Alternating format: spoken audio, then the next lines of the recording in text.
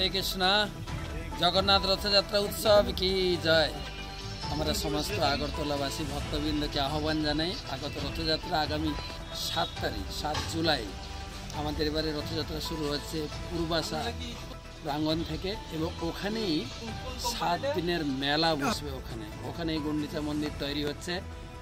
ওখান থেকে রথ শুরু হয়ে বিভিন্ন আগরতলার বিভিন্ন পথ পরিক্রমা করে আমার জগন্নাথকে নিয়ে পূর্বাশা প্রাঙ্গণে আমরা সুন্দর গুন্ডিচা মন্দির তৈরি হচ্ছে, মেলা বসছে।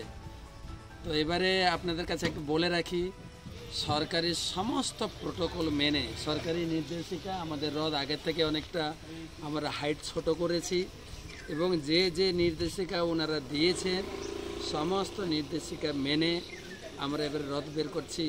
জগন্নাথের কাছে প্রার্থনা করি, আপনারাও সবাই প্রার্থনা করবেন সুষ্ঠুভাবে যেন রথযাত্রা করতে পারি, সকলকে আনন্দ দিতে পারি সুরক্ষিতভাবে।